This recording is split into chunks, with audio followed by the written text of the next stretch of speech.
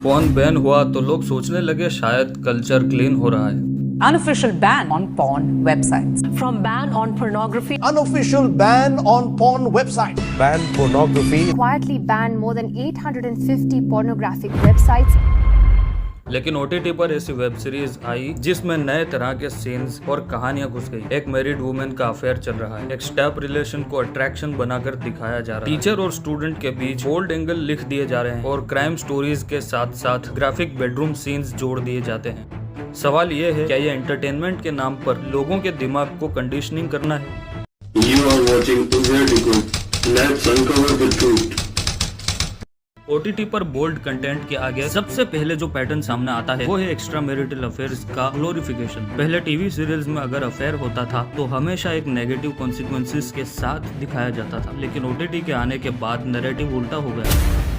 अब अफेयर को thrill, excitement और सीक्रेट फैंटेसी के रूप में सर्व किया जा रहा है। सोचो, एक मैरिड वुमेन अपने ही दोस्त या ऑफिस कोलिग के साथ इन्वॉल्व है और उस गिल्ट को कम दिखाकर उसके थ्रिल को हाईलाइट किया जा रहा है। ये सिर्फ कहानी है या एक हिडन मैसेज? एग्जाम्पल लो, ओल्ड बालाजी की गंदी बात या उल्लू की चरम सुख। इनके मल्टीपल एपिसोड्स का एक पूरा बेस एक अफेयर पे होता है। कहीं एक बीवी अपने हस्बैंड को इग्नोर करके अफेयर में बिजी है, कहीं एक मैरिड मैन अपनी वाइफ की दोस्त के साथ, और इन सबको ग्लैमराइज करने के लिए बोल्ड विजुअल ऐड कर दिए जाते हैं। अब इम्पैक्ट देखो, 2017 में जर्नल ऑफ सेक्स रिसर्च में एक स्टडी पब्लिश हुई थी जिसमें लिखा था कि media portrayals of infidelity can normalise the behaviour and reduce moral disapproval over time. यानी अगर अफेयर को बार बार एंटरटेनमेंट के रूप में दिखाया जाए तो सोसाइटी के परसेप्शन में वो धीरे धीरे नॉर्मल बनने लगता है। और इंडिया स्पेसिफिक बात करें तो 2022 में इंडियन जर्नल ऑफ साइकाट्री में एक रिसर्च आई थी जिसमें मेंशन था कि extra marital affairs are increasingly reported in the younger married couples, influenced partly by online exposure and media consumption. अब सवाल ये है, क्या OTT प्लेटफॉर्म सिर्फ मसाला बेच रहे हैं या फिर कंटिन्यूसली एक कल्चरल शिफ्ट पुश कर रहे हैं जिसमें शादी और फैमिली के इंस्टीट्यूशन को फेक दिखाया जाए? आपने नोटिस किया होगा कि OTT पर ऐसे प्लॉट्स भी बहुत पुश किए गए जिसमें स्टेप ब्रदर और स्टेप सिस्टर या कोई और स्टेप रिलेटिव के बीच अट्रैक्शन दिखाया जाता है। एग्जाम्पल, ओल्ड बालाजी की गंदी बात सीरीज के कुछ एपिसोड्स में इस तरह के नैरेटिव्स बार बार रिपीट हुए। मतलब कहानी ऐसे लिखी गई जैसे फॉरबिडन रिलेशनशिप ही थ्रिल का सोर्स हो।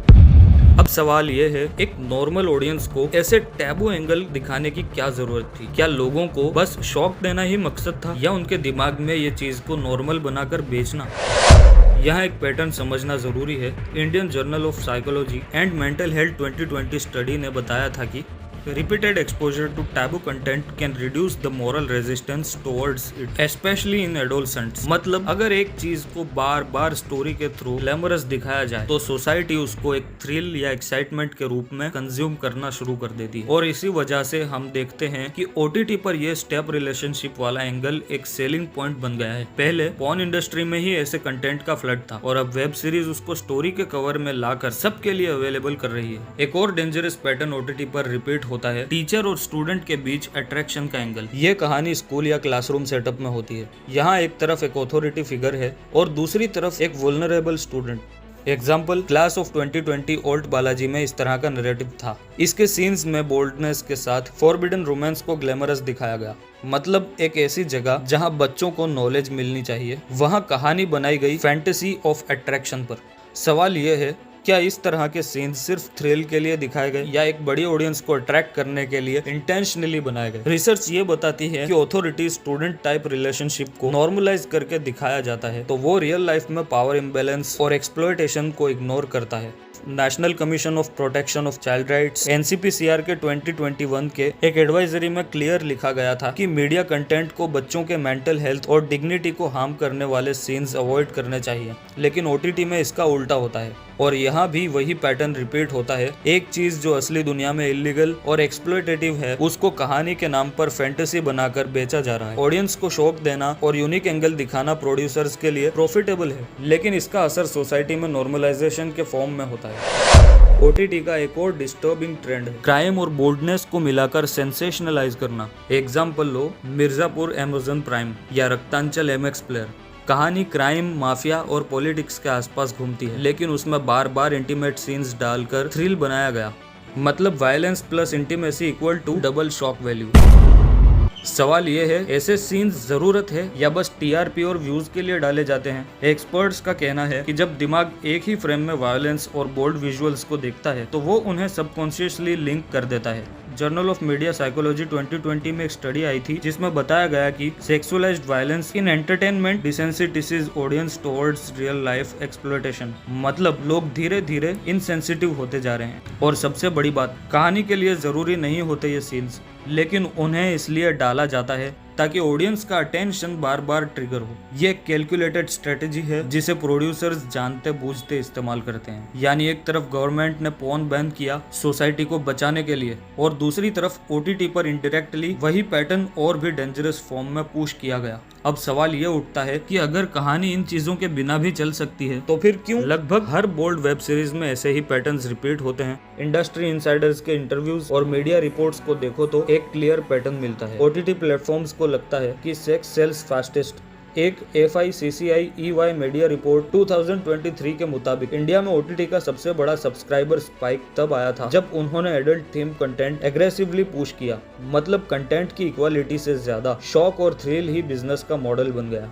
दूसरा एंगल है कल्चरल साइकोलॉजी। जो टॉपिक्स हम सोसाइटी में ओपनली डिस्कस नहीं करते, जैसे एक्स्ट्रा मैरिटल अफेयर्स या फॉरबिडन अट्रैक्शन, उन्हें सीक्रेटली देखने का एक साइकोलॉजिकल पूल होता है। प्रोड्यूसर्स इस वीकनेस को समझकर उसी को मार्केट बना देते हैं। और तीसरा फैक्टर है ग्लोबल कंपटीशन। नेटफ्लिक्स, प्राइम और इंडियन ऐप्स सब एक दूसरे को बीट करना चाहते हैं। तो सबसे फास्ट हैक क्या है? Bold plus violent content. इससे तुरंत बज़ मिलता है, मीम्स बनते हैं और प्लेटफॉर्म का नाम वायरल हो जाता है। तो अगर देखा जाए, ये ओटीटी का कंटेंट क्रिएटिविटी से ज्यादा कैलकुलेटेड मार्केटिंग टूल है। मतलब कहानी कम, कॉमर्स ज्यादा।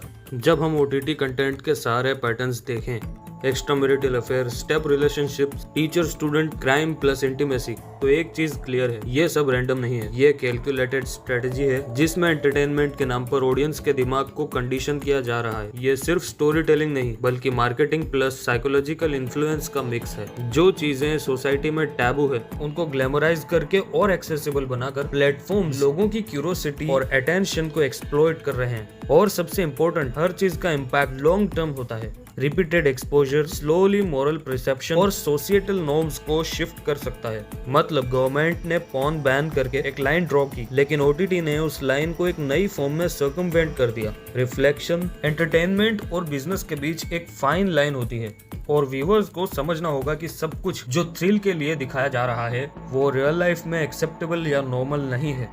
सेफ एडवाइजरी पॉइंट, जैसे गवर्नमेंट ने पोर्न पर रिस्ट्रिक्शन लगाए, वैसे ही ओटीटी और वेब सीरीज पर भी एक्सप्लिसिट एडल्ट कंटेंट, वायलेंस और सेक्सुअलाइज्ड स्टोरीज पर कुछ स्ट्रिक्ट रूल्स और मॉनिटरिंग होने चाहिए, ताकि यंग ऑडियंस और सोसाइटी के मोरल परसेप्शंस पर अननेसेसरी नेगेटिव इम्पैक्ट ना पड़े।